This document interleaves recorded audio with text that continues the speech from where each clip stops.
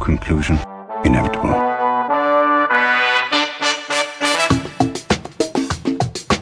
It was a jump to conclusions, Matt.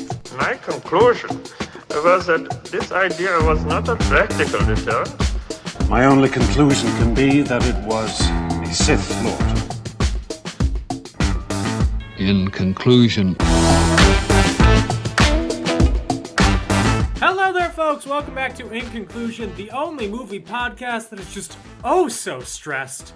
I was so stressed out this entire time. I'm Dan O'Keefe, and joining me as always is Anna Otto. How are you, Anna? I liked this movie, everyone. Wow. I haven't ruled out the fact that it might be because Hawkeye and Falcon were in it. Mm-hmm.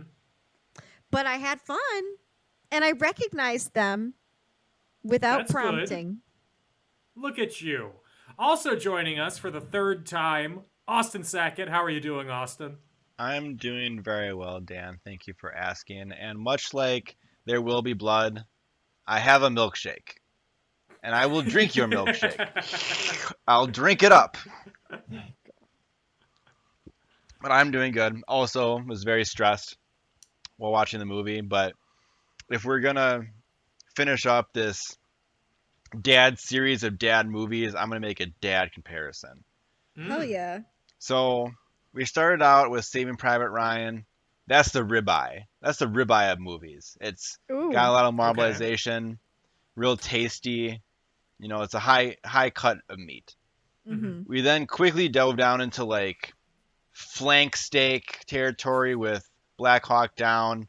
It's okay. It'll get you there, but not that great. Mm-hmm. And now Has to be prepared correctly. we're in flaming young territory, boys and girls. Oh! Tasty. It was a tasty morsel, and I thoroughly enjoyed it. A little bit of Wagyu, even. Ooh, Oh, not the Wagyu. Oh, my God. May I just Arby's say, has a Wagyu burger out right now. how can Arby's afford Wagyu? They have the No meats. way. They do have the meats, but on whose budget? The hands. Clearly. Or no, was it the hand or is it a hat? It's a hat. Yeah. I was thinking of want you Hamburger guys- Helper. Okay. Same quality. Yeah, same quality, I guess. Okay. I want you guys to know that I'm looking at our texts from this weekend, and I texted you while I was watching the movie. I'm 2 minutes in, and I'm stressed. Mm-hmm. Mhm. So I was right there with you. Very It didn't stressed calm out. down. Oh my God. No. I watched it this morning. And maybe like 20 minutes in, I was like, why is my heart beating so fast? God. Am I having a heart attack? Is it time? Palpitations. Oh, God. I'm ascending. Finally. One of my coworkers said that to me today, so that's a clear sign that I say that at work too much. He goes, "Are you ascending?" And I was like, "Oh no." That sounds no. like sexual innuendo. Like No, slang. it's not. It just means I'm vibing. I'm like at the peak vibe, you know? I'm ascending. I've I'm arrived. No, Dan. Um, Oh, So one thing I just want to bring up before we get into the movie and everything. I'm sorry to cut you off, Anna, but this It's okay, is very no. important, and it relates to you as well. ooh.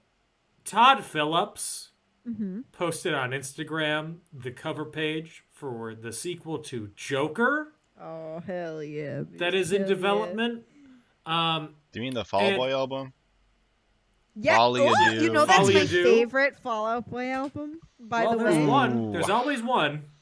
You guys, I'm Bold sorry. choice. I know it's the unpopular pick, but it's a vibe, okay? I Like- like it. At least Yeah. it's not whatever their one with the purple album cover is. Oh, Mania. Yeah. I You have a like Fall Out Boy Mania? poster. That's the same Ooh. poster I have hanging by my desk. Did you get it from a vinyl? Yeah. Yeah. Except I have their faces Besties. staring down at me for emotional support. Mm. I like men. I'm sorry. I know it's June and I shouldn't be acting this hetero on Maine, but I just wanted to bring up that there's a Joker sequel coming out, and when it comes out, we'll have to talk about it, but I'm not going to be Yeah. happy about it. I can't wait. Dan, I can't wait till we go see the movie in theaters together and I make you hold my hand the whole time. That'll probably happen.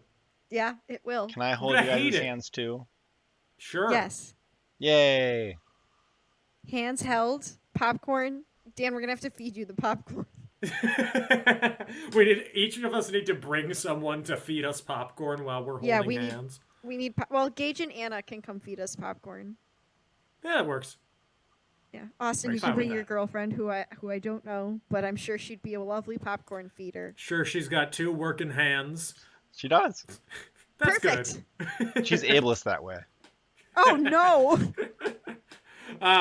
So, anyway, movie that we're talking about today is The Hurt Locker, released on September 4th, 2008, but then released actually on June 26th, 2009, because it premiered at the Venice International Film Festival and then took almost a year to actually get a wide release.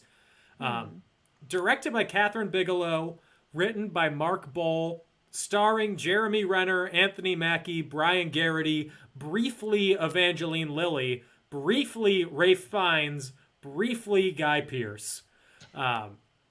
Cinematography by Barry Ackroyd, unrelated to Dan Aykroyd.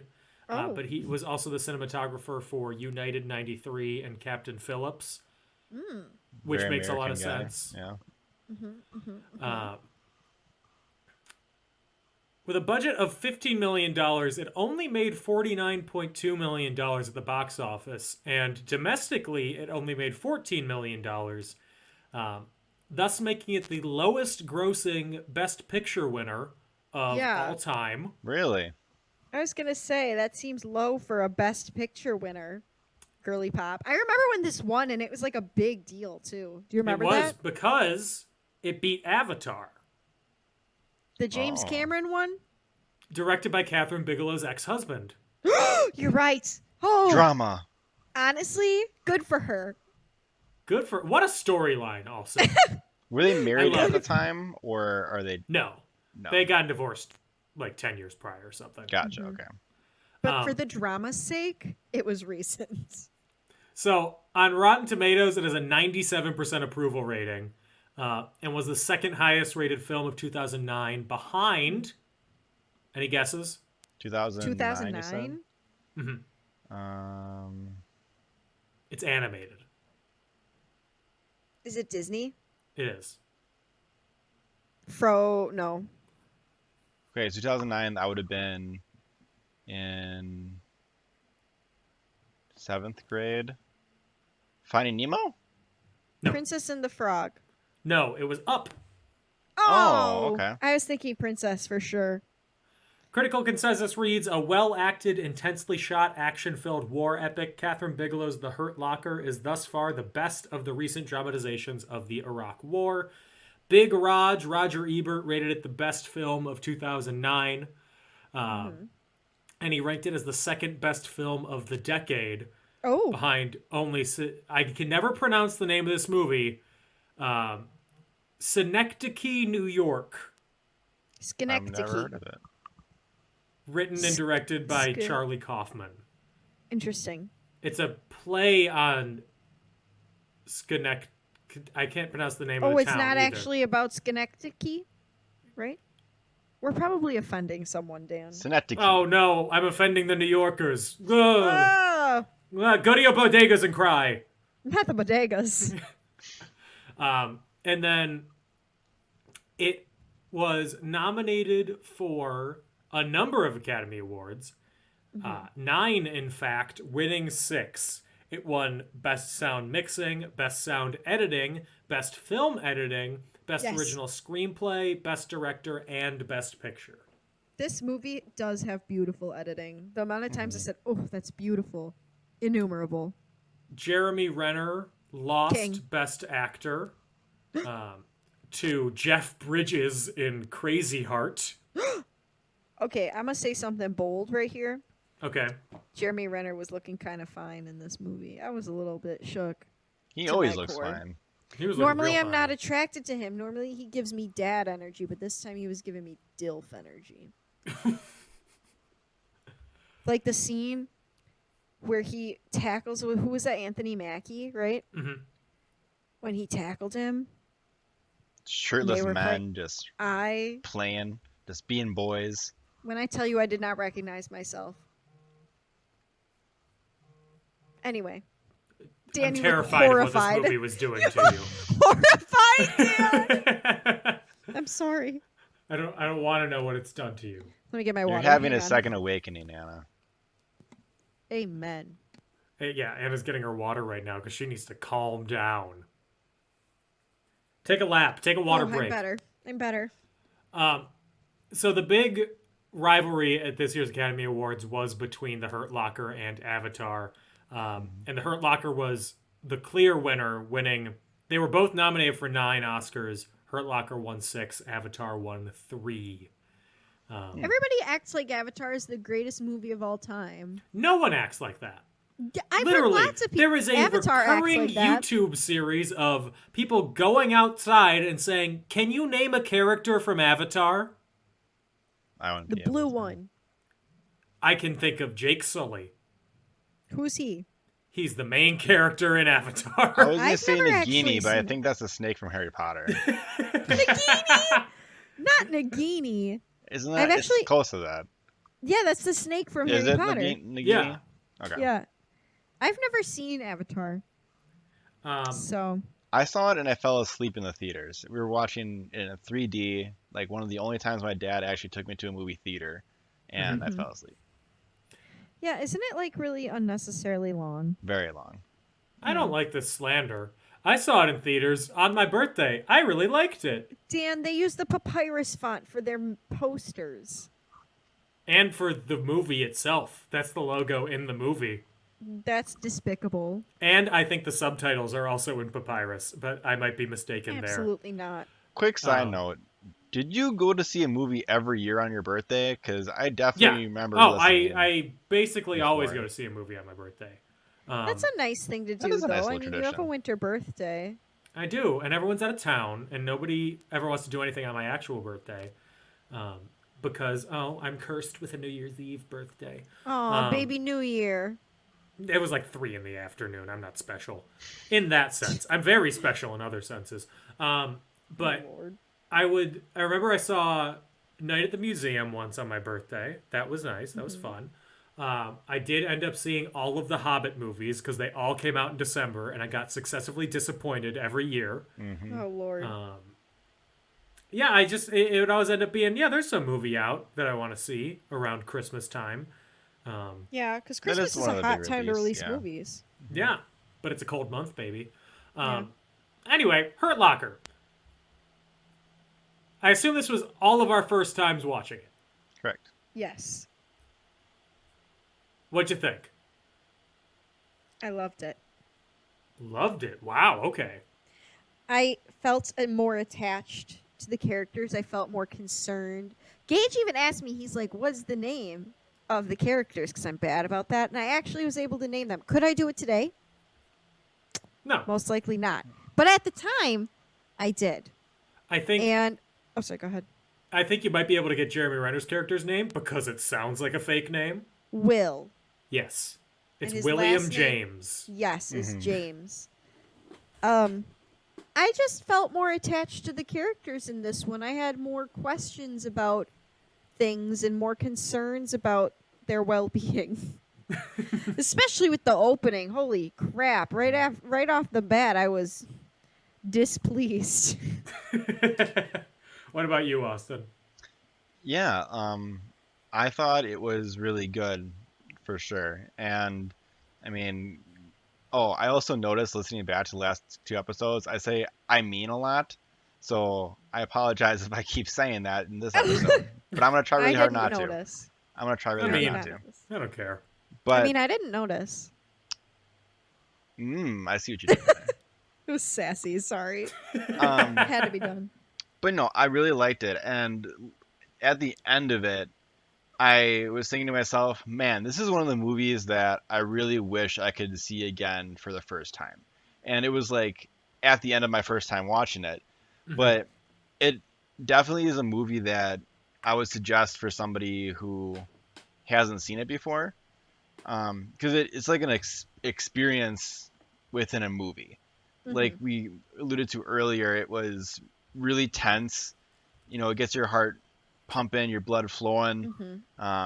There's little a dull moment, and even the dull moments that there are has, you know, is character development, or there's a reason why for every moment. And Yeah. going back to what Dan likes with the individualized scenes could be their own deal. This very much is a story of this squad going out on these missions, and each one is like an individualized, serialized like thing. It could be its own movie within itself, and I really, really digged it for sure. Yeah. Yeah, I agree with you, Austin, in the I wish I could see this again for the first time after my first viewing, because I didn't know it to. I knew this was a Best Picture winner, and I knew that Jeremy Renner was a bomb tech, and that is literally the only thing I knew about this movie. I didn't know that Anthony Mackie was in it. I didn't know that Ralph Fiennes was gonna show up for 10 minutes, and I was like, oh, I love it. And then, spoilers, he dies, and I'm like, I hate this movie so much. Oh my god! But I God. hate it in the right way. And yeah, I think what this does so well in comparison to the other two war movies is how small it is. This is not some large platoon going out. This movie is functionally three characters. Yeah. For 90% of the runtime. Yeah. And it works really well because of the dynamic between the three. I agree with you. I think one of the issues I had with Black Hawk Down and Saving Private Ryan, but more so Black Hawk Down, was I kept meeting people, and I couldn't retain who anybody was. It's like Black Hawk Down is like when a rap label puts out an album and they have the one song where every single member of their label is on it. And Don't like talk every about 4 Bedrock bars, like that. somebody else. I literally was thinking about Bedrock. That's so funny you said that. I love that song.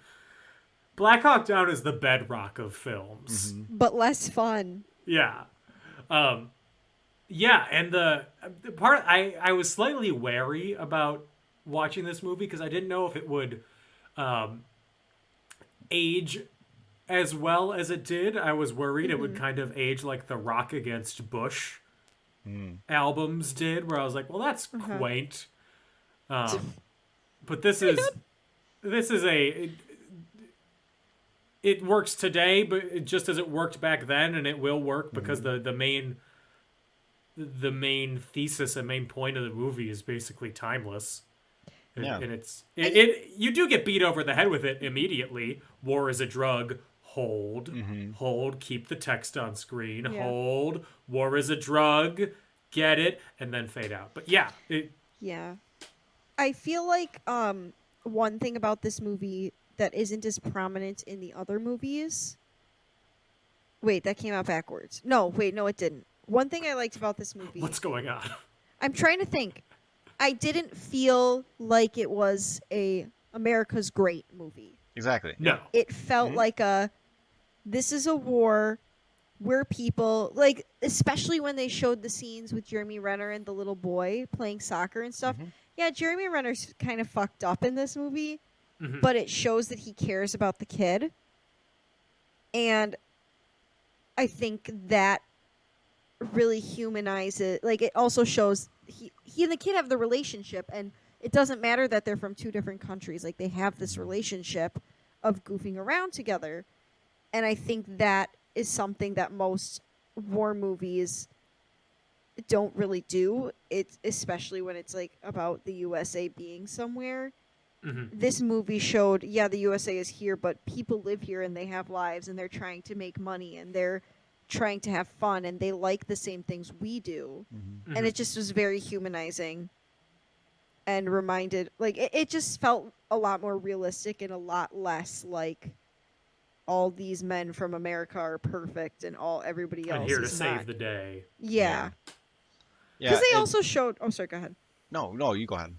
I was just gonna say, like, they also showed how Jeremy Renner's character, like, he's kind of scary. He's a little intense and not perfect by any means.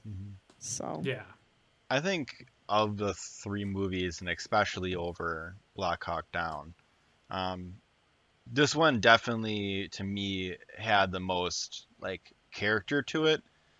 With Saving Private Ryan, there was Tom Hanks's character and the mystery of like, what he did back home, and there was little character threads and personalities and stuff. But this one, I think, to Dan's point, since it was so scaled back and you got to focus on 3 people opposed to a whole platoon, there is more time to develop and cook those personality traits, especially with Jeremy Renner's character being the head of this platoon, and it kind of is being his story. At the end of the day, you see kind of like a roller coaster of his personality, and it like builds to the final point where he's going back. Like at the very beginning, he's like very flippant about what they're doing. He's just like, they're having fun. I wrote down at one point, like, this dude fucks. Like, he is just like, no care. Like, he takes his bomb suit off to go into defuse the bomb. Yeah. To go defuse the how bomb. Like, many times? Hot. He just doesn't. I mean, it's not that he doesn't care. It's just that, like, I think if he cared, if he let himself care, it would destroy him even farther than what the war is already doing to him. And you kind of see that with the other guy, Eldridge. Yeah. How he cares a lot, and when he's talking to the therapist, analyst, whatever you want to call him, and how it is just eating away at him, especially in comparison to Jeremy Renner, who was fucking. Yeah. He's doing something. And I guess it also is a good. I mean, I think actually all 3 of these movies had their own thing to say about war, and they reflected different aspects of war. And this one kind of actually has multiple of those, with the 3 main characters each having their own kind of reaction to what's going on. But with Saving Private Ryan, you had the interpreter who was like nervous, going out there, and you had some of the guys that were more hardened and stuff, and you had people maybe crying here, and it was just like its own thing. And then Black Hawk Down, you had a guy that was going out there for kind of the first time being the platoon leader and seeing all these people that he's supposed to be leading on his first go around die in front of him, and you get to see kind of a little bit of that effect on him, not too much. And then you have this one where I think it's just chock full of really interesting things about the mental toll of war, and you just see that on different realms between the 3 guys, and I thought that was cool. They're very well balanced characters and personality wise, and I think they did a good job with how they portrayed those roles. I don't know why this popped in my head, but I think it works. They are rock, paper, scissors, where Jeremy Renner is scissors, sharp edge, kind of dangerous. Anthony Mackie is rock. He's there, he's steady, he's just waiting to go home. He's the strong one. He is strong. Okay, take another drink, Anna. No. Never. Then Eldridge is paper. He's kind of floating around in the wind. He's terrified. He's kind of a mess. Yeah. Like paper is. Yeah, paper is a mess. It's not the strongest metaphor. No, I get what you're saying. I get it, and I think it does work. I mean, there are a lot of you're right for their character outlines. Like, I think it fits the most for Anthony Mackie and Jeremy Renner's characters. Like those two, definitely. I'd say Anthony Mackie's like the dad of their group. Yeah. Keeping he's people got his in head on line. Yes, and he's got his head on straight, and he's seen what happens if anything goes wrong. And I know they all kind of have, and they've all experienced it to an extent, but he's seen it, and he doesn't want it to happen again, so he's going to really guide them to, this isn't a game, we're not playing with their lives. Whereas Jeremy Renner's character is like, F you, I'm going to do what I want. I'm the crazy one. Yeah. So. Yeah. So let's get into the movie. Let's do it. It is 2004. Good year. Crazy in Love is heating up the charts. Oh, Lord. I was in 3rd grade. It is Baghdad, 2004, and we see an Army bomb disposal unit investigating a report of an IED, an improvised explosive device. I was listening to you, but for some reason my brain said IUD. Mm-hmm. And I was like, oh, no. We're investigating an IUD. I don't like that. Well, in Middle Scott East, happened. they might be investigating those kind of things. You never know. That's true. So they decide that they are going to detonate the IED using plastic explosives that they'll activate from a safe distance away. The explosion won't damage very much, should result in no loss of life. And that's going to be true because they said it and it's a movie. When would they ever foreshadow something? Immediately upset. So they send Wally, a little cart robot, into the blast zone. It's got a bunch of C4 on it. They're going to blow it up. It's all going to be fine and dandy. But before it can reach the IED, it loses a wheel. Classic. Army engineering. Didn't they even make that joke? Mm-hmm. Yeah. Are you like, oh, Dan said something funny? Couldn't have been him. No. No credit I was given. just chuckling to myself. Sorry, Dan. Dan, that hilarious. King, make another joke, please. I beg of thee. Is that better? Yes. That was really. I'm sassy. I'm sorry. I'm a little sassy tonight. So the unit's leader, Sergeant Thompson, he puts on a bomb disposal suit and walks down to the trailer, picks it up, carries it to the IED, and rigs it up properly. And then as he walks back, thinking everything's good, his two partners scan the immediate area for anyone who they think would be suspicious or who is in the blast zone. Thompson is about 25 yards from the bomb when Eldridge notices a man running a butcher shop using his cell phone. And they yell for him to drop the phone. They start running towards him. Sandberg tells Eldridge to shoot the man, who then presses a series of numbers on his phone, and the bomb detonates, throwing Thompson forward while he is safe from the actual explosion of the bomb. The shock waves and the concussive force have killed him, and a large splash of blood hits the inside of the visor. Literally, ew. Also, I didn't know that people could detonate bombs with phones. Gage had to tell me that because I did not know that was a thing. Mm-hmm. Again, Singles, yeah. shows what I know about the military and any of that stuff. So I mean, basically, you can detonate a bomb in as many... There are a ton of different ways. You basically just need to be able to flip a switch. Oh. It's just all the hundreds of different ways that you can flip a switch. If it's a fuse, if it's a literal switch, if it's you dial a number and it triggers a fuse or something. Well, they even showed under the bed of Jeremy Renner all the different bomb parts. Yeah. And there's Yeah. the kill switch, and there was, the buttons and trip wires and all that kind of stuff. Yeah. When I was watching this opening scene, which is very tense, even though things are supposed to go right and no problem. As soon as he suits up, I'm like, yeah, this dude's dead. I just knew right off the bat, like, this is not gonna go well. And then when the explosion actually went off, it reminded me of an episode of Mythbusters where they like did the typical diving in front of an explosion thing, and like Classic. trying to do like the science behind it, and then they always had like the little blast caps on things when they would do explosions and experiments.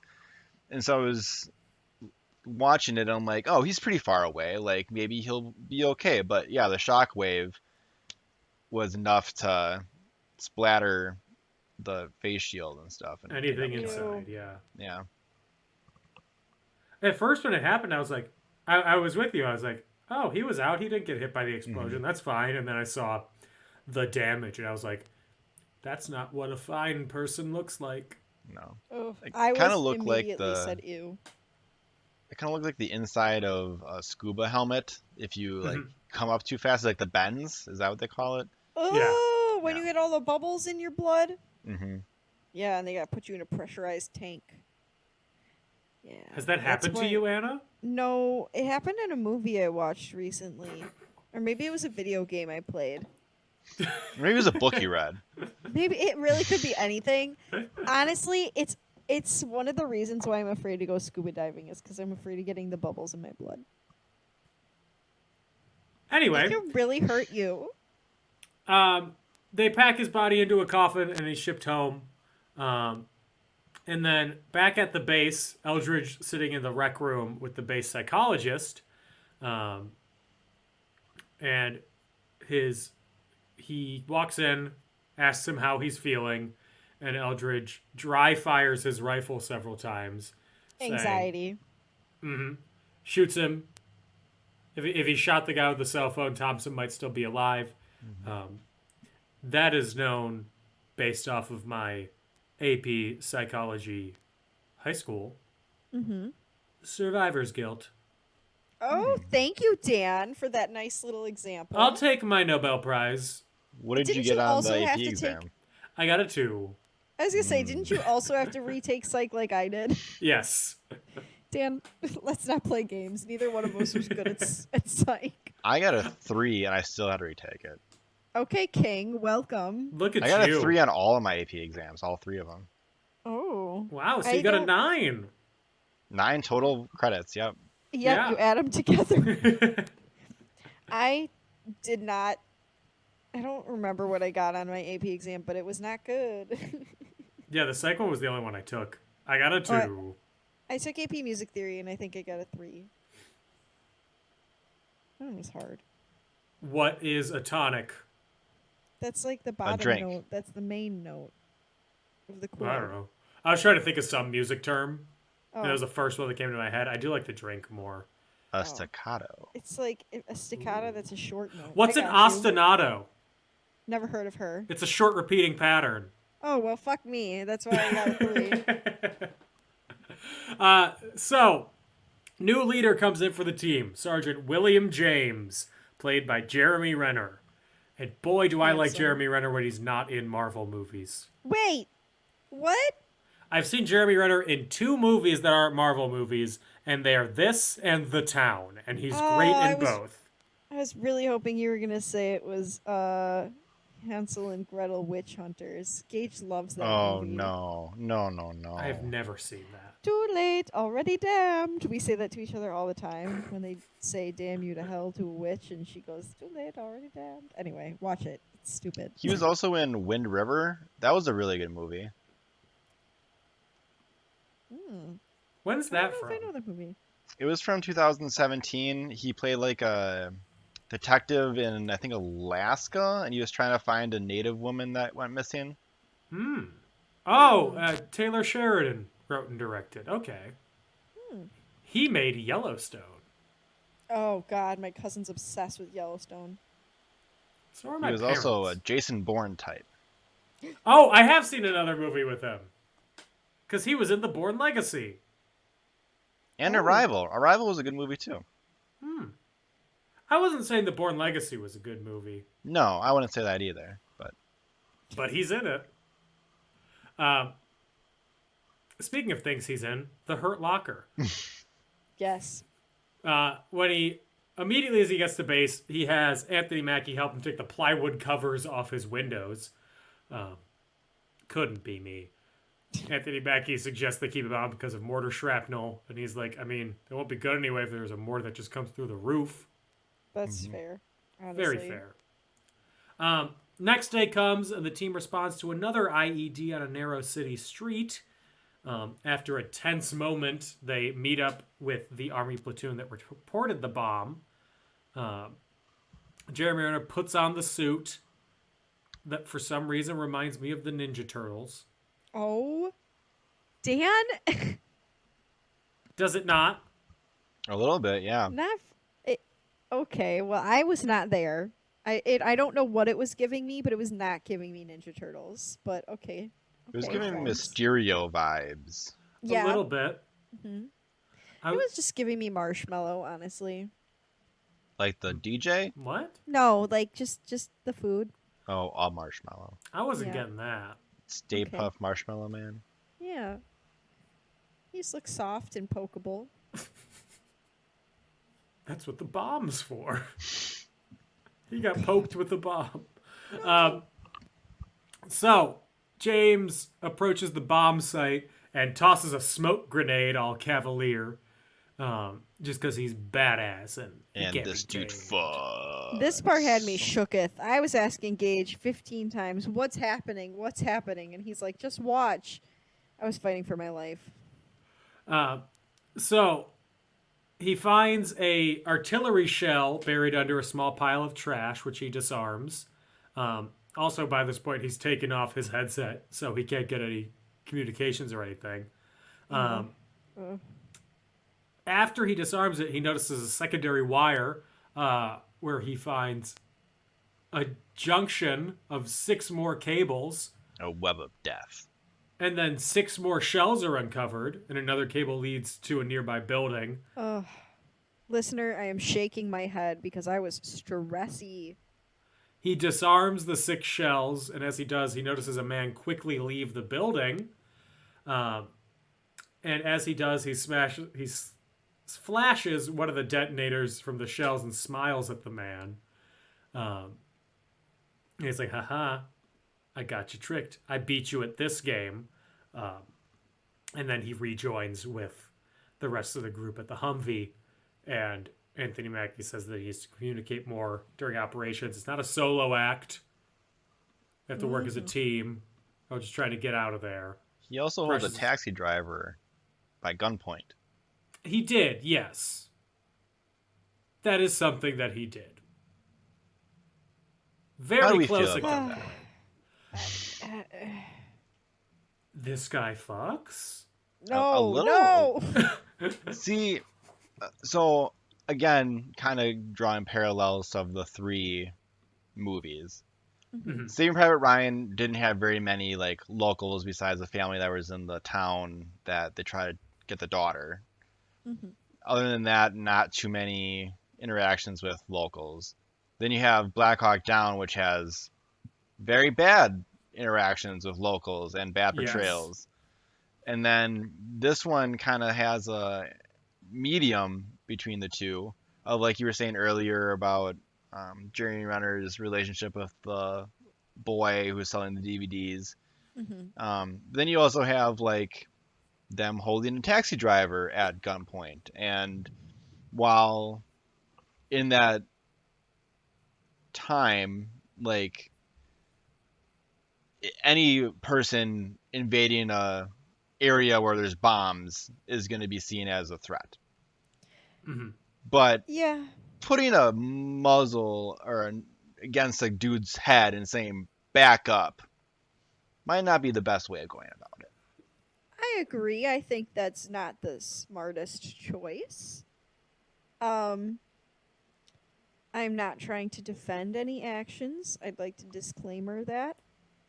But I think this is, again, going back to what I was saying before about like the humanizing, it's also showing that people make bad and reckless and terrible choices too. Again, I think this goes back to showing the Americans aren't perfect and everything they do shouldn't be praised, and that they're still humans. So I think for the sake of the movie, I get why it was included and why they showed such an aggressive move. But in real life, yeah, that is not the vibe. Maybe we should have taken that a little. It's tricky though, because it's like the whole thing of your life is in I don't know. But you know what I mean? Like, I get it for the movie, but in real life, it's too strong of a move for me. Yeah. But when your life is in play or at risk, then it becomes a whole separate thing. So they get called out again for another bomb threat. This time, the bomb is a car parked in front of the UN building. And the building gets evacuated. Once they get everybody out, Jeremy Renner puts on the bomb suit again and goes towards the car, which suddenly catches on fire. Classic. And then Chris Angel pops out from behind and goes, mind free. Mind free. Street magic. Did you Where's guys ever your watch card? this when you were little? I never watched the actual one, but I watched the parody one that Mikey Yeah. Day made. Oh, God. I was more of a David Blaine kind of guy. Yeah, Oh, that's that's Street what I was Magic. thinking of. David Yeah. Blaine. Sorry, I got my magicians confused. Sorry, friends. No, I think Chris Angel did street stuff too, but yeah, David Blaine is the one I think that did more of the. Yes. I was thinking of David Blaine. So uses a fire extinguisher to put out the car and then starts looking through it as Eldridge and Sandberg take up their lookout positions. He opens the trunk. A bunch more artillery shells that he'd seen the day before are in there. And then he takes off the bomb suit completely because it's not going to protect him. Either he disarms this bomb or he's dead either way. So why not die comfortable? He said, live fast, die young. Bad girls, Bad girls do it well. Amen. Amen, Dan. So he starts to disarm the shells and then looks to search for the triggering device. And he has to go through everything in the car, including stabbing through the seats to look through the triggering device. Oh, God. What if he'd stabbed it and everything blew up? Oh, God. He sets off the windshield wiper, which is the most terrifying use of a windshield wiper in a movie I've ever seen in my life. I cried. I screamed. I'm anxious again, and you're literally only just talking about it. So they notice a group of Iraqis watching them from a rooftop and from a minaret, and a man filming them on a video camera. And then at the car, he finds the trigger device and detaches it, finally. And then the men with the camera and the people watching them kind of like huff away. And then when Jeremy Renner goes back to the Hummer, he lights a cigarette and then gets punched in the face by Anthony Mackie. Very fake punch. Very fake, very loud fake punch too. And not a mark left on Jeremy Renner. No, pretty Fake, people fake, don't fake. get hurt. You're right. My mistake. Everyone knows that. I would not. Oh, It's Newton's fourth law. People don't get hurt. I feel like you're fishing for a compliment there, Anna. No, but, I'm not. I'm just being sassy, like I said. But if you want to compliment me, Dan, I'm not going to stop you. I won't. Okay. So, Jeremy Renner is not offended or anything by this punch. He's like, comes with it. And then a Dudes being colonel bros. pops up, impressed with his nerves, and asks him how he handles such a crisis. Okay, during this scene, did either of you feel like something was going to happen? Like the colonel clearly was going to be like, you're a fucking idiot, or something like that? That's what I thought. And then A little bit, yeah. I was nervy. difference from expectation versus reality. I was like, man, war is a drug. Mm-hmm. Hold. Oh, Lord. So back at the base, Jeremy Renner has fun with an Iraqi boy. I'm going to word that differently. Back at the base, Jeremy Renner. They play talks- soccer. He plays soccer. Local. Yeah. Yeah. He calls himself Beckham. Jeremy Renner wants his $5 back because the DVD that he sold him was poor quality. It was a and cute then- interaction. Yeah, cute. They show they're friends, basically. They play soccer. Jeremy Renner threatens him again if it's a defective movie. Like how you always make friends. Vague threats. Yeah, that's how I made all mine. Those weren't vague, Anna. Oh, well. The Subtlety's baseball never bat been you my- were carrying around kind of Subtlety's subtle. never been my strong point, Dan. So the team goes out to detonate some of the bombs that they've collected on missions. They set off one bomb, it goes off, all fine, and then Jeremy Renner stops them from setting off the second bomb and is like, shit, I think I forgot my gloves down there.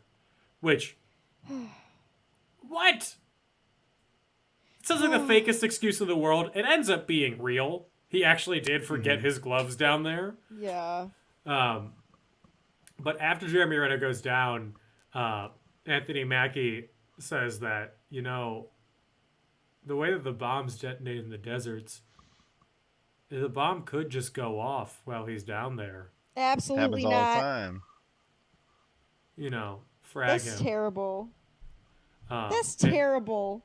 And Anthony Mackie seems pretty serious about doing it. too. Yeah. It definitely had a very kidding, flippant, silly tone to it, and then as it went along, it definitely seemed like he was 49% sure he was gonna do it. Yeah. God. For me, it was like he's kidding, but also he's like, ha ha ha ha ha, unless. Mm-hmm. I mean, God.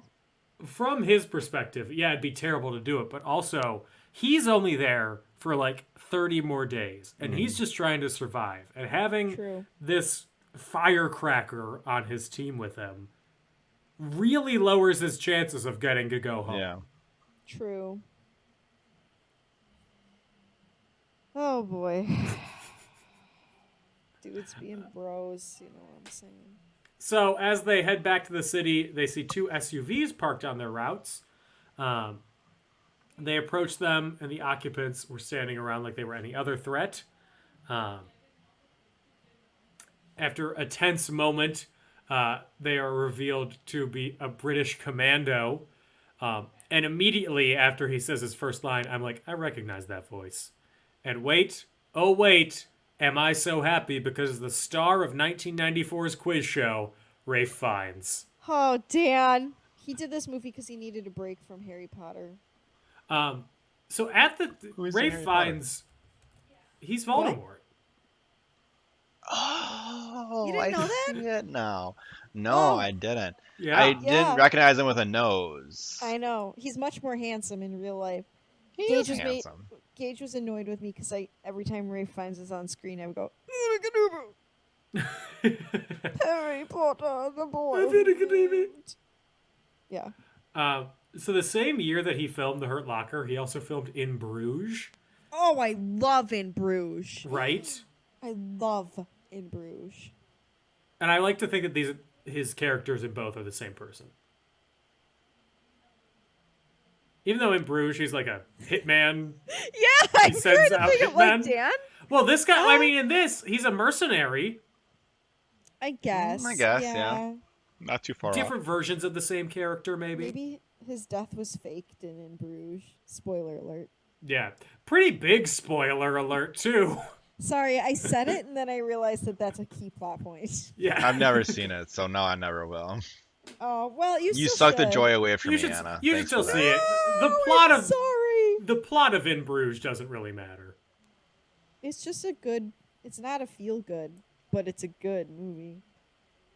No. Like the It's Joker. Yeah.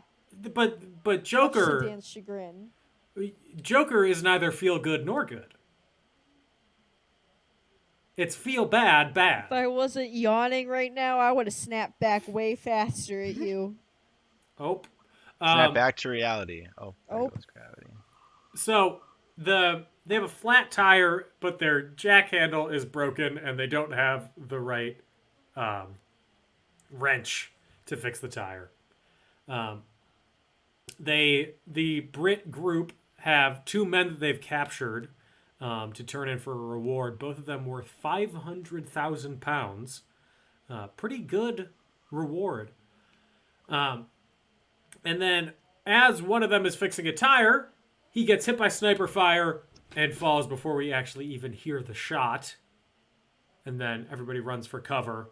And one of the British commandos, he he jumps in the Humvee and starts manning the Gatling gun is just firing away at Will, and Ray Lord. Fiennes. Not Will the character. Will in general. No, yes, Correct. thank you. Thank Thank you for the clarification. Ray Fiennes shoots both the prisoners as they run away. He's like, "Whoops! I forgot. It was dead or alive." Rafe. The things a quiz show will do to you. The, The things The a visit things- to Belgium will do to you. the things the boy who lived will do to you. I've never seen Quiz Show, and you're hyping it up so much that I might have to. No, Austin.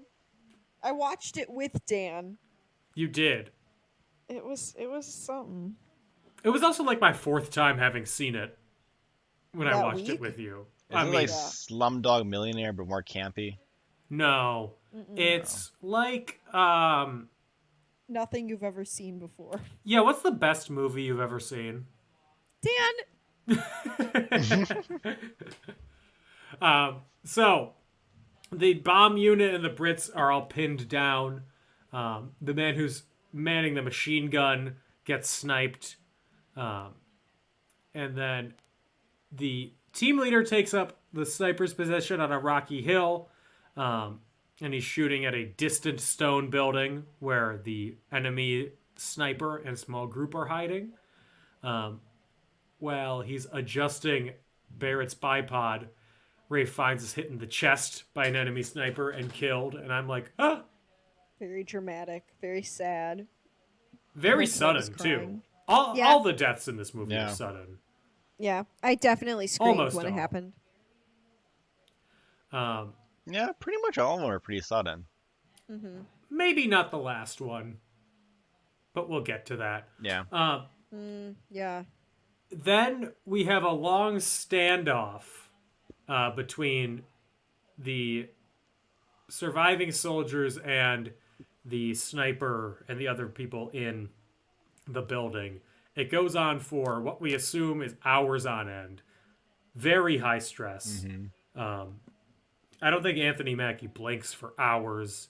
His eye is redder than my shirt right now. Amen. Those men are crusted, busted, and dusted by the time this scene is done. Emphasis on Flies? dusted.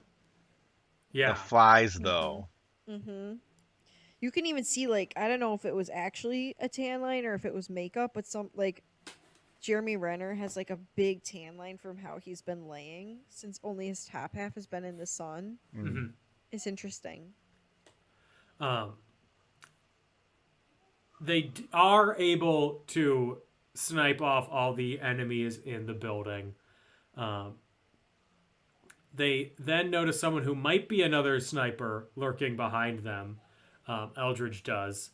And he tries to get told what to do. He's like, do I shoot him? Do I not? And Jeremy Renner's like, you gotta decide, kid. Your call, buddy. Thank you. I could not remember the line, but that's the line. He does shoot the farmer who was holding a weapon. And they're proud of him. Eldridge is not sure about how to feel about it. I also like the Capri Suns in the sun. Yes. That was a nice little touch. Making I me need a thirsty. juice box. I'm just going to start yelling that to people. Amen. Me at the theater with all the children every day. Do you say, I need an adult juice box? No, absolutely I not. need mommy juice. I say, fetch me a Capri Sun. Mommy juice. Ew. I did drink my iced coffee out of a Yeti wine glass today. It was what was in front of my cabinet. So that's How did what it I make you used. feel? It made me feel like I was going to get pulled over when I was drinking coffee in the car. Oh, you were in the car while you were doing it, too. Well, yeah. I was on my way to work. I didn't really think about it until it was a wine glass, and it would have Was been it fine. A wine glass with a stem or a little No. Yeah, just a Little bulb? stemless. Yeah. Gotcha. Maybe from far away you wouldn't be able to tell. It did say cheers on it, but it's fine. Cheers, it's wine o'clock. Mommy needs her It's juice. freaking 8:30 on a Tuesday. It's wine o'clock, y'all. There's a bar in Madison that is like summer camp themed. So it has like a whole bunch of like board games. You can get like hot dogs. You can roast marshmallows with like a little tin can and a candle. Oh. But they have adult juice boxes that are like Capri Sun pouches that they put like all the juice in, and then they pour vodka or rum or whatever into it, and they're Wow. fantastic. That sounds scrumptious. So if you're ever in Madison, check it out. I think it's That sounds called great. Camp Trindolini or something like that. Ooh. Good to know. Thank very you, cool. Austin. You're Bring your welcome. kids. Oh, They can have maybe a regular juice box. maybe a hot dog, that's it. Yeah. If they're lucky. They're not even a marshmallow. No. Okay. So this incident seems to form a stronger bond between the team. So they take it out by drinking and punching each other and tackling each other. Guys In being what dudes. is possibly the horniest scene I've ever seen in my life. It rivals the Top Gun beach volleyball. I was gonna say that, and I wasn't sure if I was gonna get made fun of. So Until Anthony Mackie pulls a knife out then it was not horny. It immediately stopped being horny. for you. For you, yeah. Oh God, was that hot for you guys? I don't like that at all. Little edge. Y'all are What's scaring fun me. without I a gotta little get out of danger? here. So they talk about how they all got into that job, and then James shows off his box of everything he's collected that he's disarmed to remind him of how dangerous his work is. Another way to remind yourself of how dangerous the work is just, I don't know, look outside. I don't know. I kind of get wanting to keep a little like trophy though. Like personally, I don't keep trophies from all the things that I've videotaped, but I guess I get it. What trophies would you keep? You're doing interviews. Are you just keeping the people? Yeah. Good interview. Now you're coming home with me. So the next mission, Colonel Cambridge, who is the psychologist, accompanies the team. Which made him so proud. He was Right? like, all he wanted was his friend to come out and watch him do his job, and it was very sweet. And he even said at towards the beginning, he's like, "Oh, you need to be out there, see what we do to really get it." And he was like, "Yep, you and every other soldier I talked to," or something like that. And then he's like, "Can I have a ride? Can I come with?" I'm like, "Oh, that's exactly what he crying. wanted." That description got me crying, Austin. Yeah. Come on. So Cambridge stays outside and talks to the locals as the team searches inside the building. They find a ton of bomb and bomb-making supplies. And then Jeremy Renner finds the body of a young boy who appears to be Beckham. This scene had me in my feels too. I was crying. They had me.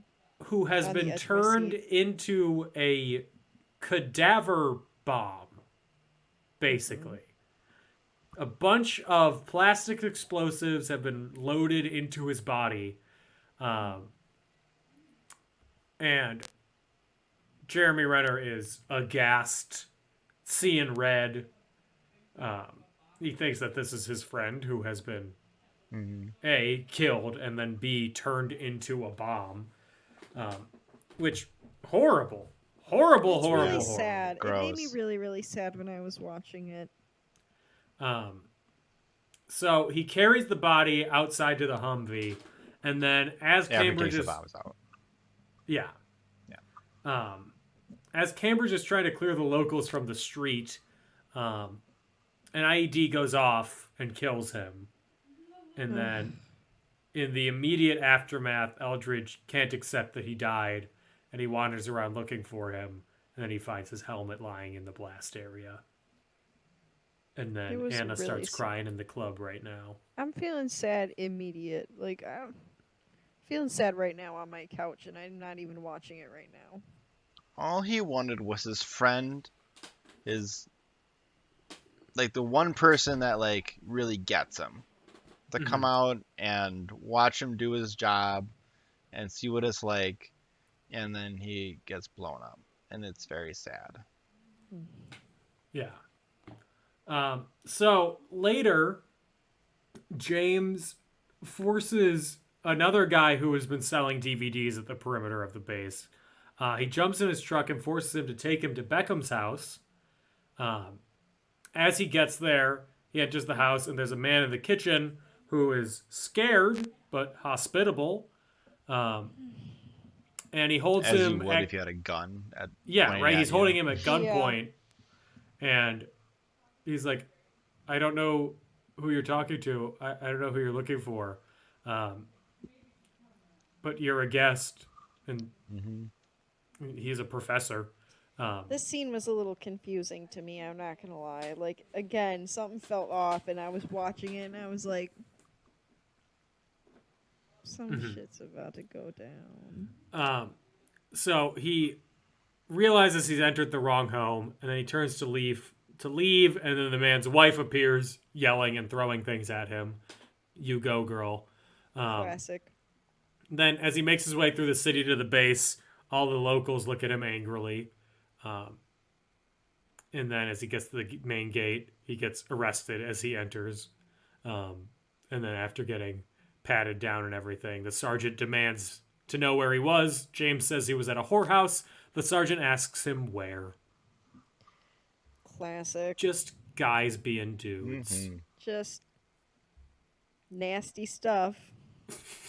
I think of all the parts of this movie, I think pretty much that whole scene was, I wouldn't say unnecessary, but if it got cut out, it would not be missed. Yeah, I agree. with you. I mean, it's like, shows that he's going through something, trying to cope with the death of, this kid, this friend of his that he made out there. But I agree, it was a little confusing, a little out of left field. Yeah. Yeah, I think that a scene like that works in the movie, but maybe the way that the actual, like a scene of someone kind of going off on their own to try and solve something that they can't do works, but the way it was handled here could have been different, and it might have worked better. Yeah. Not saying that it's bad or anything. No, I'm not saying it was bad either. Yeah.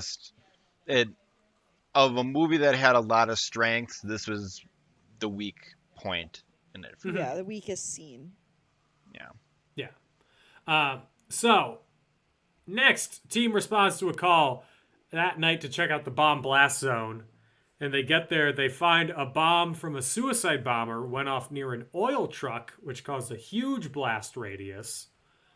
And they scout the perimeter of the area, and they theorize that the bomber didn't commit suicide, but stood outside the perimeter and triggered the blast.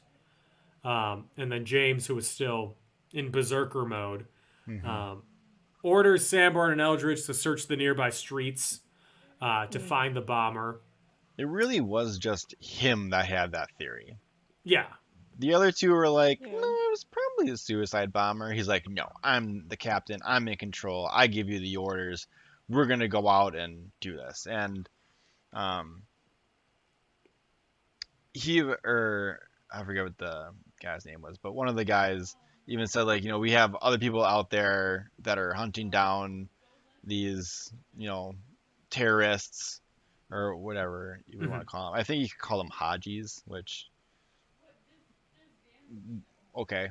But he was like, yeah, they're out there, like, they're finding them, if there's anything, they're going to find them. And he was like, no, like, you kind of said berserker mode, out on a rampage, trying to get some retribution, and decides to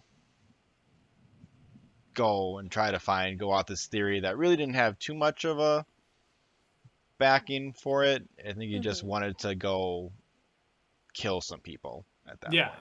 Yeah. I mean, not only did it not have a backing to it, once they split up, they hear shots, and Eldridge just gets dragged off by two men. Ugh, yeah. And they open split up, fire, and they kill his kidnappers, but then James hits Eldridge in the leg. And then having a breakdown afterwards, James goes into the shower. And anytime there is a shower in a movie, it's either somebody having a breakdown or having sex or singing Pocket Full of Sunshine.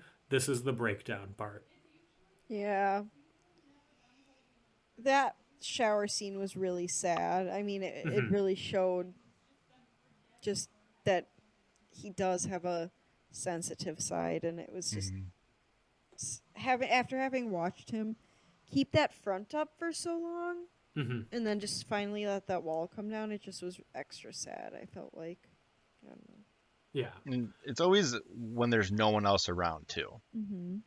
It's, you can really feel like the loneliness and kind of the descent into, I wouldn't really necessarily call it madness, but the descent into a depressive Depression. episode or something, maybe.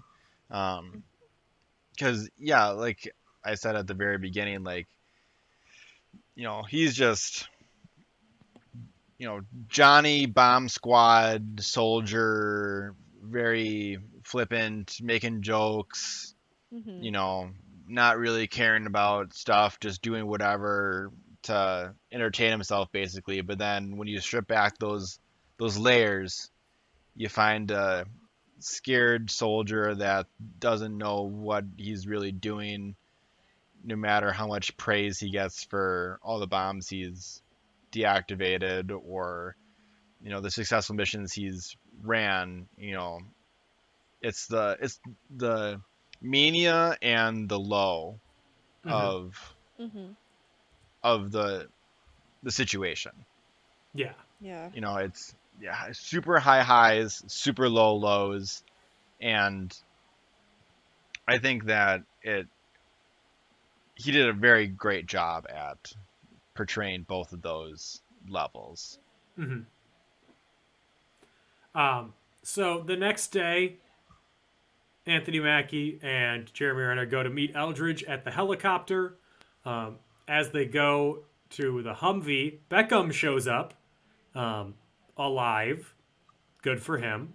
Which had me again gasping, shooketh.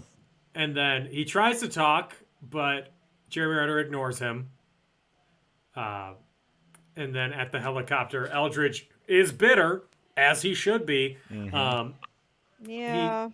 Femur's shattered. Recovery's going to take 6 months. Angry at James for taking him into a danger zone to satisfy his adrenaline rush. All right. He is all right in the things that he's saying. No wrongs were spotted at all. Yeah. No, you're right. I mean, I wanted him to not be so mad. I was what's the word I'm looking for? Wrong in my beliefs when I was watching this. I was like, he shouldn't be mad. And Gage was like, Anna, he shot him. And I was like, yeah, well. But in the light of a new day, yeah. I mean, I guess I did- just was so like attached to the hunt for Beckham, and like that was making me so sad, and like everything that was going on, it just was like, it's fine, but it wasn't fine. He did put him into that situation by unnecessarily running out into the darkness to find people. But at the same time, he did Yeah. save his life, but he also put him in that situation.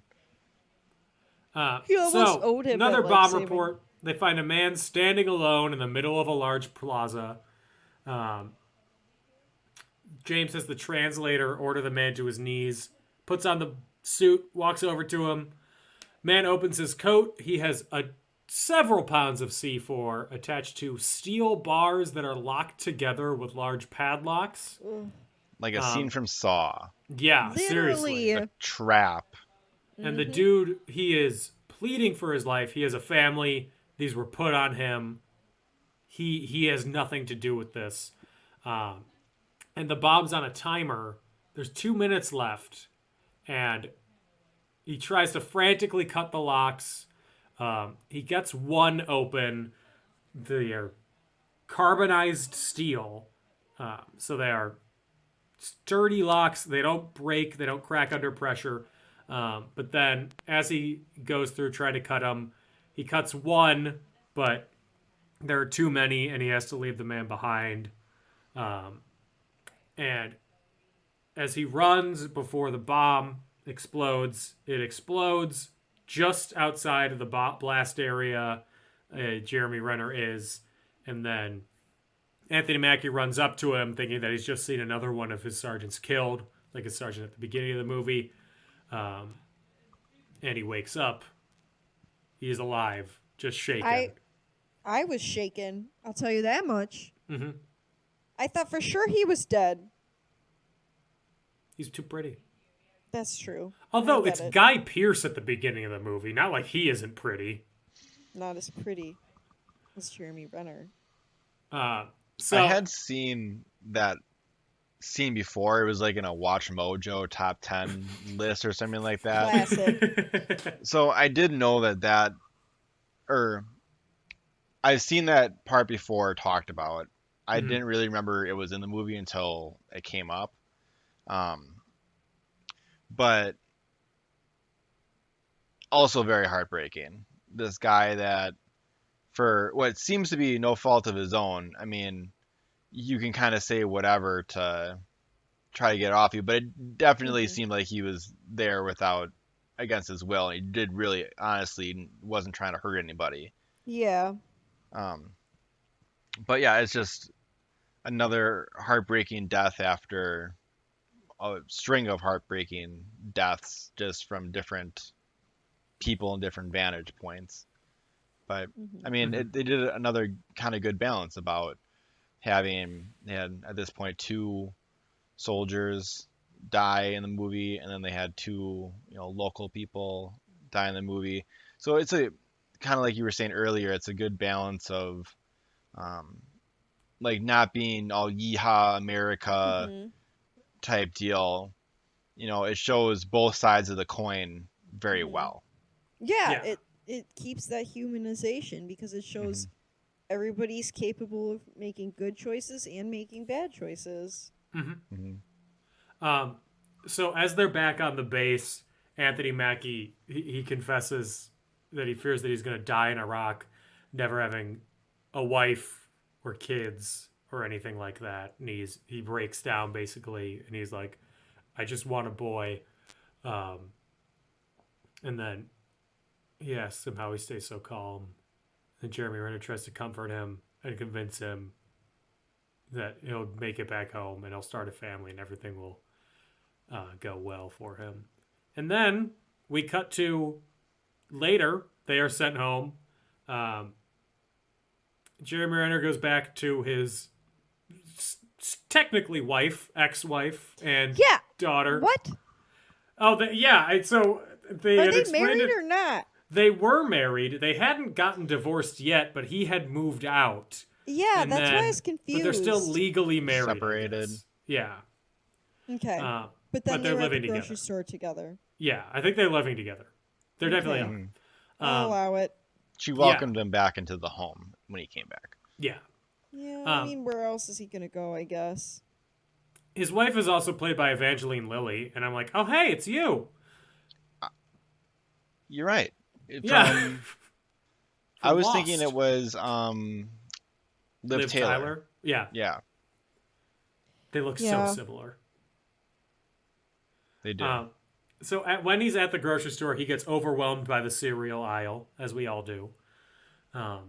Which I thought was a really cool little touch.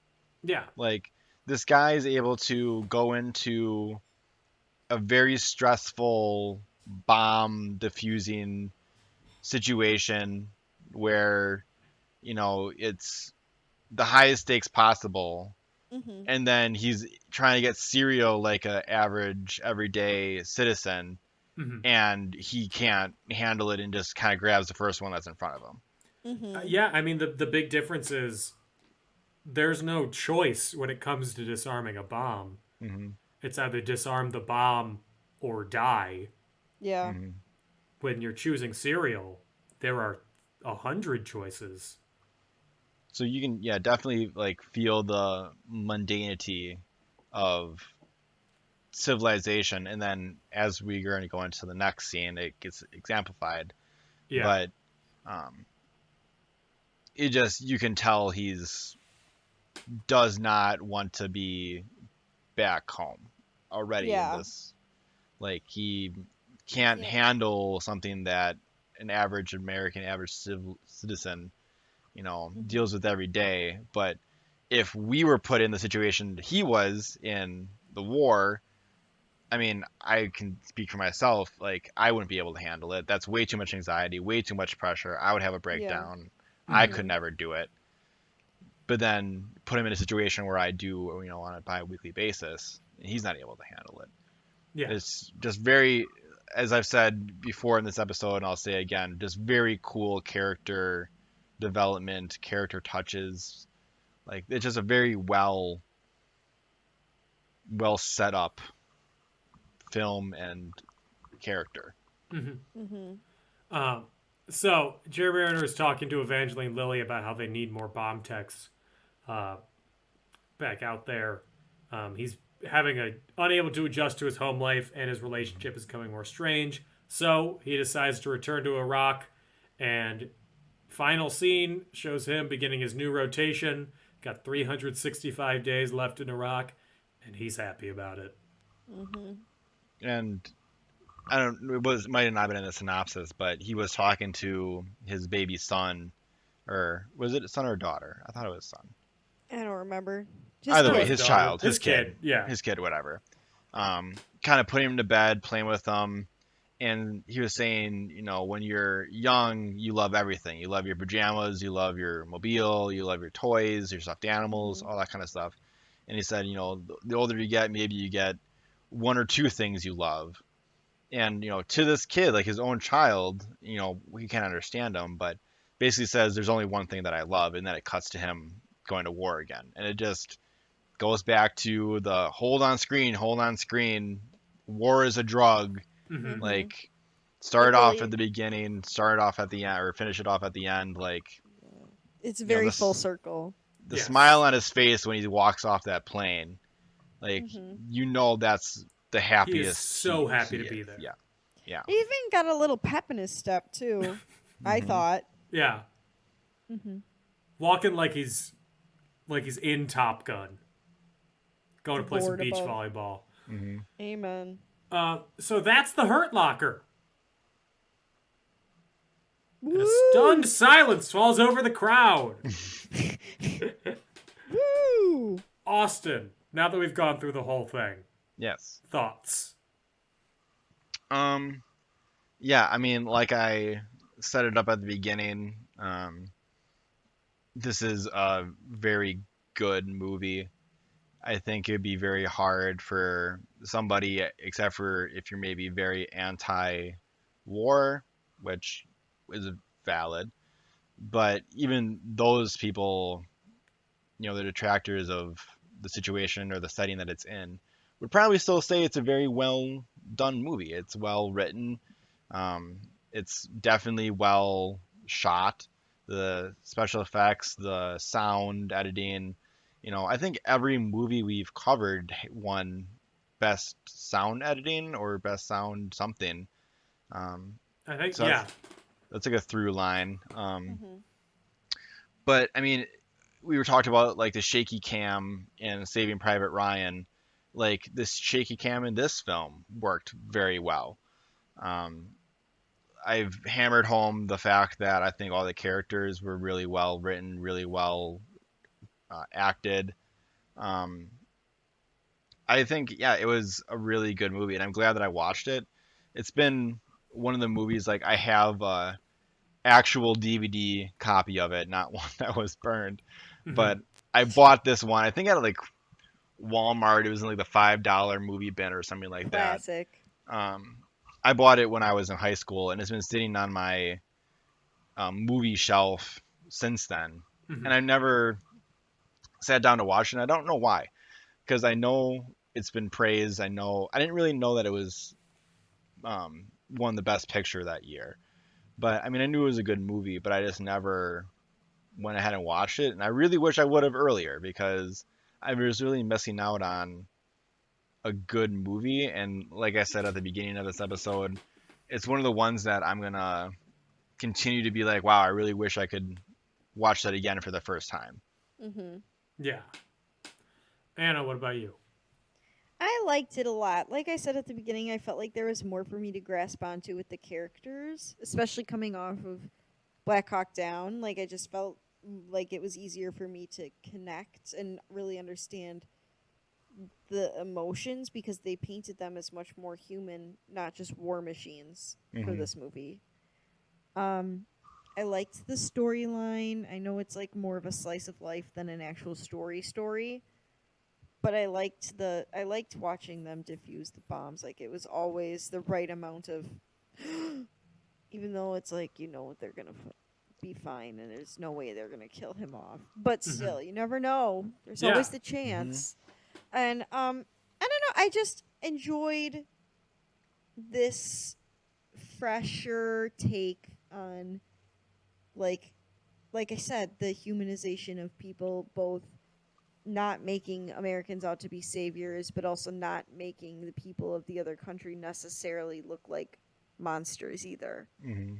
And I just liked seeing that, and I liked seeing the friendship with Beckham, and I even like seeing the friendship between all the different guys grow too. And it was an easier watch for me. It just felt a lot more approachable. And I think maybe this does have to do with the fact that it was directed by a woman, but maybe not. But I felt like it showed a much more sensitive side. Like I said, it all connects back to the humanization of both the quote-unquote heroes and the quote-unquote villains. You know what I mean? Yeah, and I think something interesting is that we never see the villains at all during the movie. No. We see them as blurs in the background. If there's close-ups, it's very quick. Because there's no real face of what, quote-unquote, again, evil looks like. Because I feel like... How do I put this? To the people who are doing those things, they believe that that's right. And I'm not saying I agree with them, but I am saying that it comes down to America's involvement in... Oh my God. She's talking about politics and war, and she doesn't know a damn. So don't come for me. Welcome back to Anna's geopolitical conflict corner. This week, the Middle East. She'll solve the problem in minutes. No! No one come for me. It comes down to, should America be there or not? You know? Well, I think it was very... a question.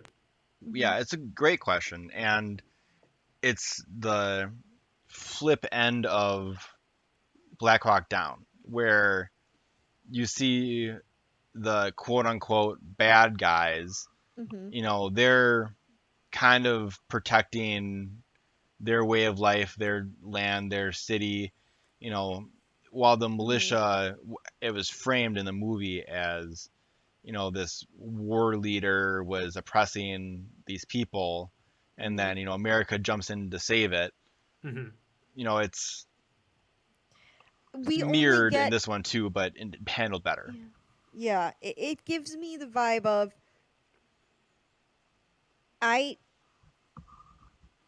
from what I've seen in these movies, it looks like, these people are oppressed and I do want to help them. But how do I know that's the full story? Yeah. Oh, man, she's getting so... Dan, you talk about your opinions, because I feel like somebody's going to come for me. I'm not saying we should defund the military or anything. I just want to put that out there right now.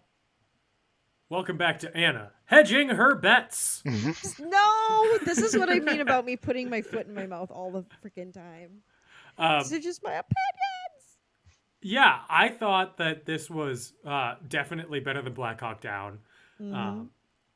I think that the way I kind of agree. I don't know if it was because it was helmed by a woman or just the way it was written. The way that the conflict is treated is much less. I don't even know. I'm not. I called them villains because technically they're the villains from the way that the story is Let's just framed. The antagonist. always The assume, antagonists. yeah, there's quotes around it. At quote no unquote. point does the movie make a judgment as to whether the protagonists are good guys. I think No. the antagonists are kind of shown to be bad guys, especially when they have the bomb made of the kid. But I think that's a really interesting way to frame it. And the much more of the focus of the focus of Black Hawk Down and Saving Private Ryan was the relationship between the groups, but it got muddied because there were so many people in it. This time, because it's just the three of them, you really feel their relationships like grow and change throughout the movie. And yeah, the sound. Oh my God, what a picture! The sound painted a picture. I did get a headache at some points from all the shaky cam. Oh yeah, I definitely got a little motion sickness from some of this movie. I'm not gonna lie. I'm right there with you, Dan. Yeah, I saw a review that was like, okay, it kind of feels like The Office Iraq at some points with how it is framed and filmed. Yeah. But that was the style of the time, and I think it worked well. Like I don't have like my only like negatives are like the war is a drug. I feel like it didn't delve enough into that. Like, yeah, we see what Jeremy Renner wanted to go back and like needing that hit again. But I think seeing more of his withdrawal would have, because we only had that one scene. I think if maybe that was expanded on a little more, that I part would definitely have come through think stronger. this movie, when I was watching it yesterday, I mean, it's, I think in 2 hours and like 10 minutes, something like that. So, I mean, it's a moderately longish movie, but I agree, like, towards the end, I was hoping that they would have spent a little bit more time, maybe another 5-6 minutes. Yeah. Additionally, just kind of fleshing that home part out a little bit. But, like, I was ready when he walked off the plane, he was in the bomb suit, like, the last final scene.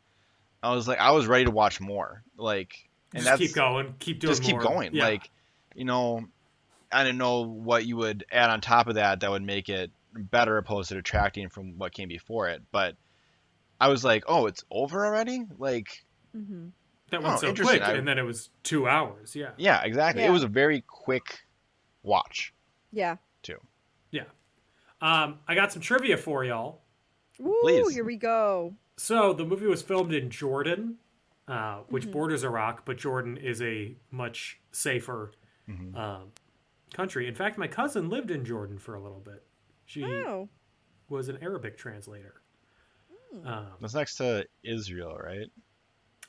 I'm not great at maps, Did you but play Worldle? Worldle, I don't have to know where things are on a map. I just need to know the outline of the country. Yeah, Jordan borders Israel. Yes. Okay. Borders Israel, Syria, Iraq, and Saudi Arabia. Okay.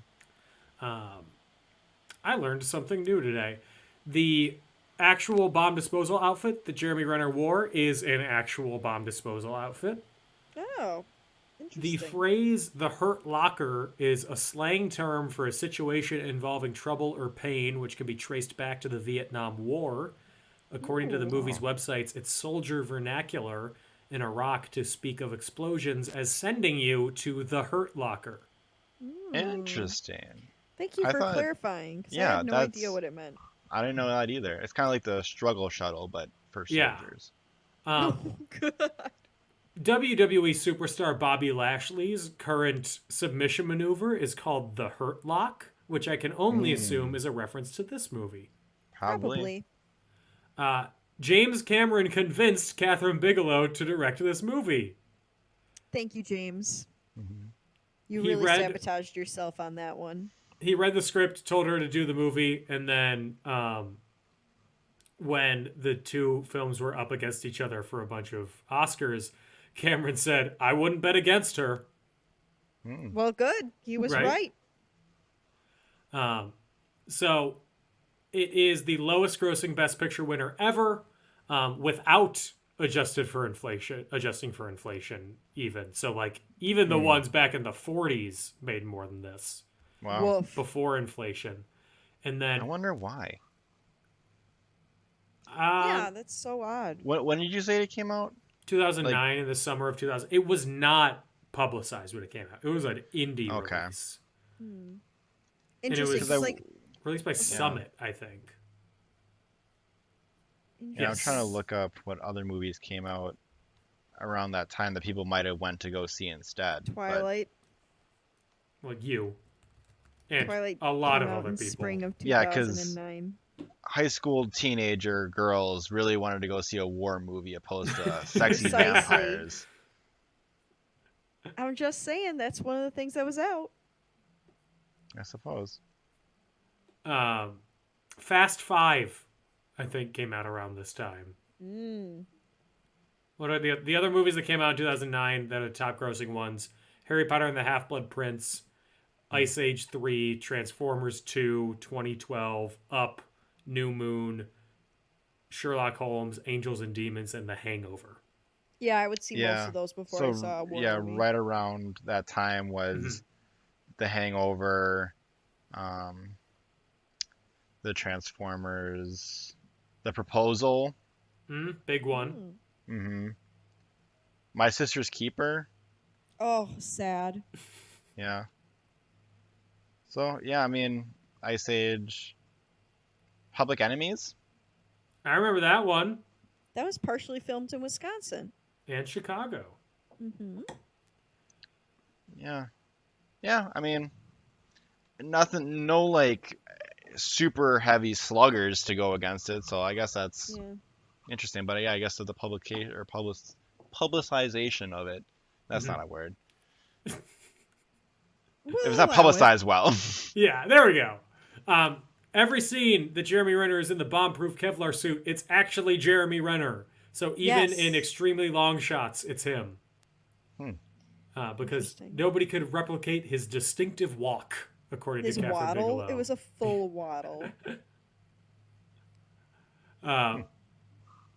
So in 2020, it was selected for preservation by the National Film Registry for being culturally, historically, or aesthetically significant. First Best Picture Oscar winner of the 21st century to be selected for preservation. It was the first Iraq War movie to win Best Picture, to win any Academy Award, let alone Best Picture. First post-Vietnam War movie about a modern war to win Best Picture. First war movie to win Best Picture since The English Patient, starring quiz show's own Ralph Fiennes. Ray Fiennes. And the first war movie to win a Best Director Oscar since The Pianist, directed by horrible man Roman Polanski. Yeah. And then the Ralph Fiennes and Guy Pearce have less than 10 minutes screen time each before they get killed.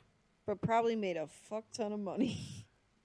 And then the last piece of trivia, the 2014 Broadway revival of Hedwig and the Angry Inch contains a running joke about how the stage and set was previously occupied by Hurt Locker the Musical, which was so terrible that it closed after one night only.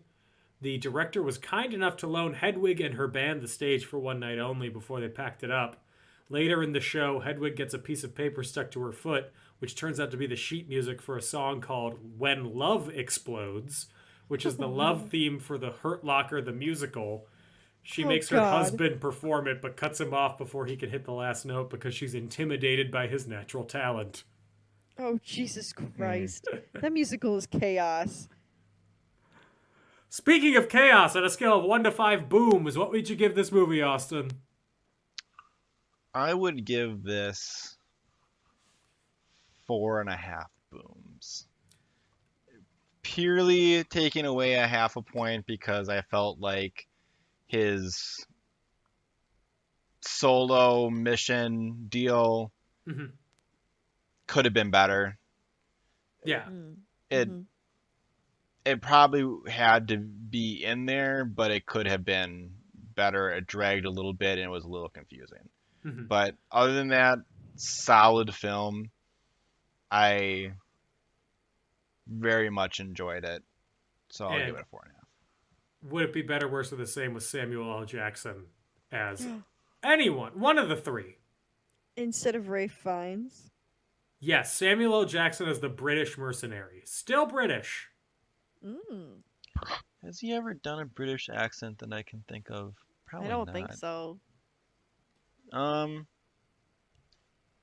I think it would have been about the same, maybe. Hmm. I mean, I think he has that charm to him, and not like the charming, but like he just has that Likeability. likability about him, Yeah. like the motherfuckers and all that kind of stuff. Like he just brings something to a lot of roles, and I think it would have been the same, if not a little bit better, with him in it. I mean, if it was the same amount of screen time, I think he would have done a good job. He would have ate it up probably. Yeah. Anna, what about you? Yes. 1 to 5 booms. I was reflecting while Austin was talking, and I'm thinking, because he gave it a very high score, Okay. and originally I was going to say 4, but I was on the fence between 3.5 and 4, and I know that's not much of a difference. But I'm going to say 3.75 because I can't decide. Because I don't love war movies. I actually asked Gage if Forrest Gump counted as a war movie. He said no. So I'm going to stand by what I said. I don't love war movies, but this one was really, like I said, interesting, and I liked it. I found myself actually enjoying myself, and, it wasn't overly gory, which I liked because some of the things that we saw in these previous movies I had to close my eyes. This one, I closed my eyes a little bit, but not excessively. And it showed me a different aspect of war that you don't really think about, because I think you don't really think about the bomb squad stuff, which I liked.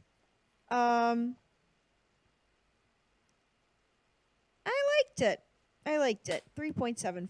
Those are my ratings. And would it have been better, worse, or the same with Jonathan Taylor Thomas?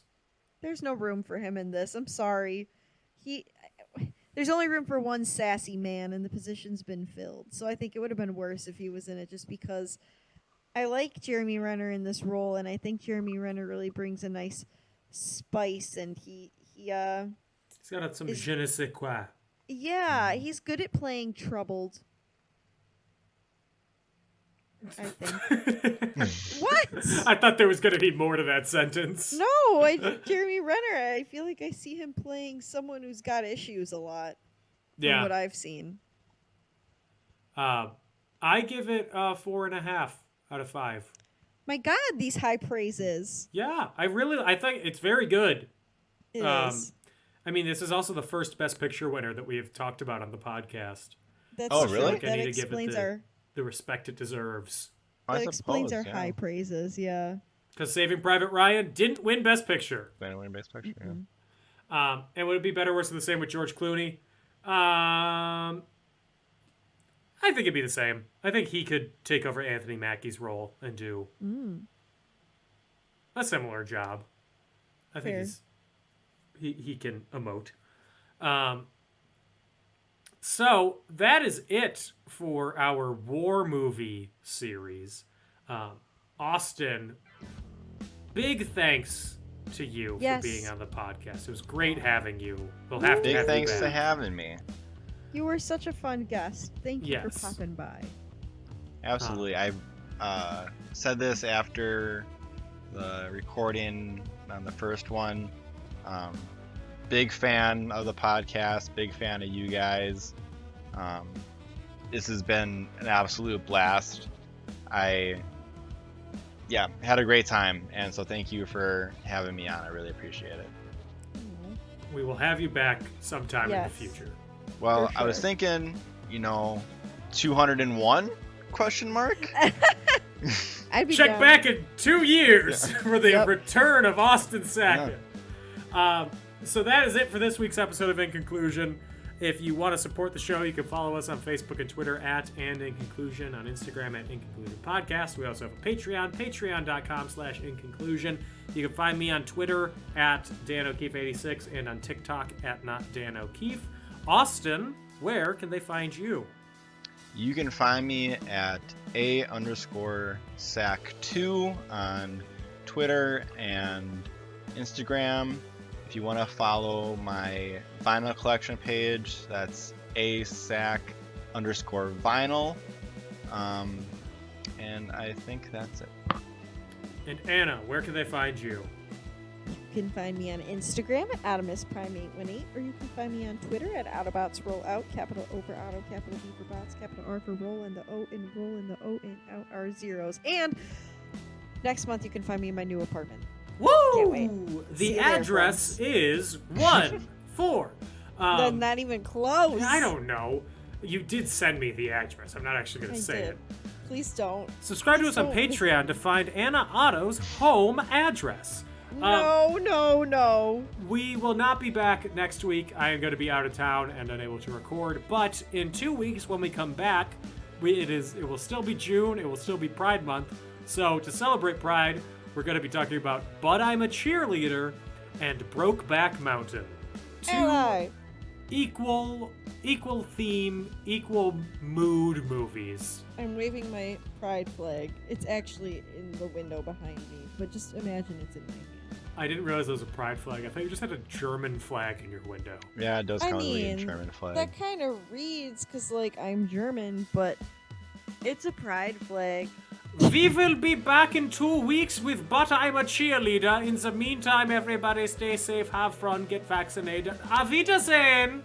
Bye. Bye. I can't do a German accent. Bye.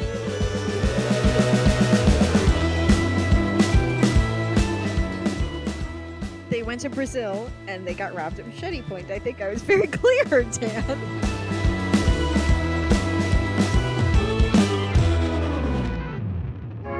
A Creative Land podcast.